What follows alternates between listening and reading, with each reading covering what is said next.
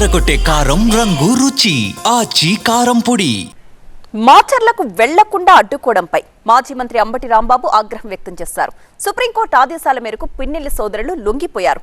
వాళ్లను కలిసేందుకు వెళుతుంటే అడ్డుకోవడం ఏమిటంటూ ప్రశ్నించారు. పిన్నెల్లిని కలిసే హక్కు లేదా అంటూ ప్రభుత్వాన్ని నిలదీశారు అంబటి రాంబాబు.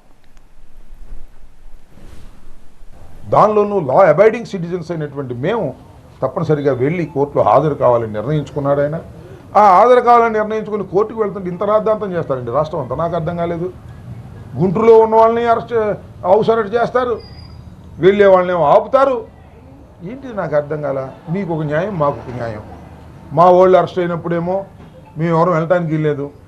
మీరు అరెస్ట్ అయితేనో లేకపోతే ఇంకోటి జరిగితేనేమో మిమ్మల్ని ఆపితేనేమో రోడ్డు మీద పడుకుంటారు. పవన్ కళ్యాణ్ రోడ్డు మీద పడుకుంటాడు, లోకేష్ రోడ్డు మీద పడుకుంటాడు. ఏంటిది? తమపై అక్రమ కేసులు పెడుతున్నారని అంబటి రాంబాబు ఆరోపించారు. అక్రమ కేసులతో తమను అణిచివేయలేరన్నారు. అజ్ఞాతవాసం అనుభవిస్తాం, అరణ్యవాసం అనుభవిస్తాం, తర్వాత మీ సంగతి కూడా తేలుస్తామనే విషయాన్ని కూడా గుర్తుపెట్టుకోండి. ఇంత దుర్మార్గంగా తప్పుడు కేసులు పెట్టి అన్యాయంగా అక్రమంగా వైఎస్ఆర్ కాంగ్రెస్ పార్టీకి చెందినటువంటి నాయకుల్ని నిర్బంధించి మీ పార్టీని మీరు బతికించుకోవాలనుకుంటున్నారు. మీ పార్టీ బతికే పార్టీ కాదు, మీ కూటమి బతికే కూటమి కాదు. మీ మధ్యనే చాలా అన్యాయమైన అక్రమమైనటువంటి మార్గాల్లో మీరు డబ్బులు సంపాదించుకునే కార్యక్రమంలో ఉన్నారు. విచ్చలవిడిగా డబ్బులు దోచుకుంటున్నారు. ప్రజల దగ్గర నుంచి అన్యాయమైనటువంటి పాలన చేస్తున్నారు. సరైనటువంటి విధానంలో మీరు పరిపాలన చేయటం లేదు.